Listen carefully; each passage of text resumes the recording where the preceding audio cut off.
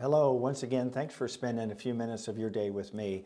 Today I'm going to talk about a very important subject matter, and it's been entitled Tighten Your Belt. And you'll understand more about that here in a minute. But my text is found in Matthew 24, where Jesus is talking about signs of the time, end of the age. This is what he has to say. You will hear of wars and rumors of wars. See that you are not troubled, for all these things must come to pass. Notice this statement, but the end is not yet.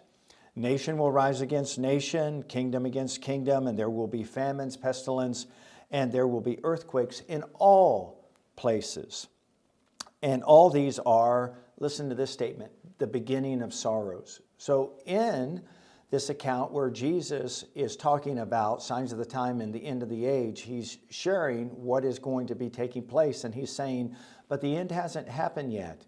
Well, when does the end of all matters, and when can we anticipate the soon return of the Lord and his victorious arrival? Well, there are certain things that have to take place in order for the next thing to take place. So he's sort of laying out sort of a laundry list of all of these things are going to be going on. But don't misinterpret these signs. These signs are not the end. They're just the beginning of sorrows.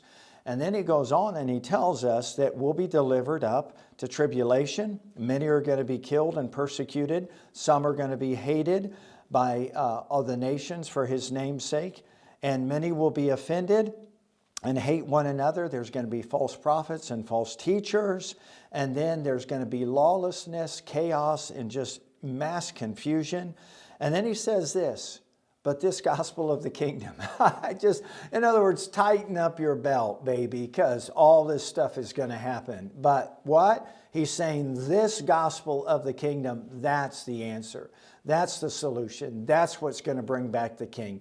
This gospel of the kingdom will be preached in all the world as a witness to all the nations. And then what? The end will come. That's the end.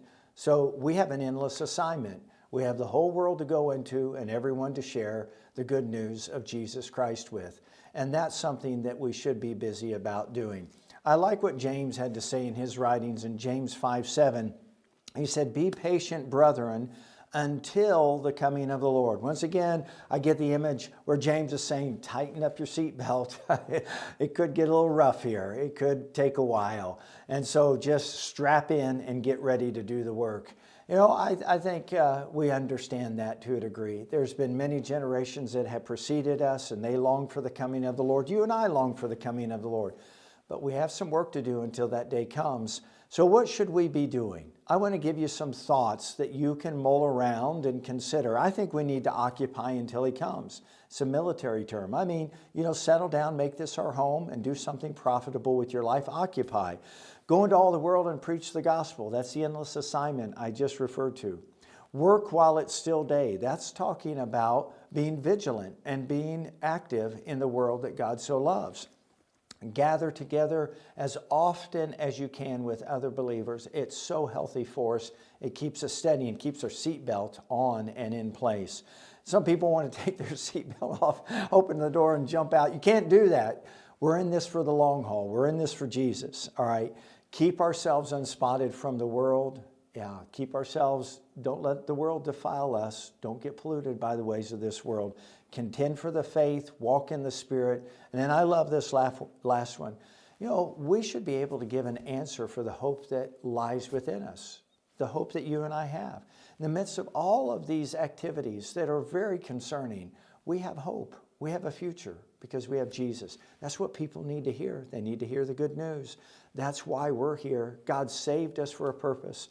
So I pray that God would lead and guide you. I pray that he would use you as a vessel of honor and that you'd be bold and courageous for his name's sake. And we pray that if this has been a blessing to you, consider sharing, liking, leaving a comment. But you know what? Let's tighten up that seatbelt. You and I are in this for the long haul because we know Jesus. God bless you.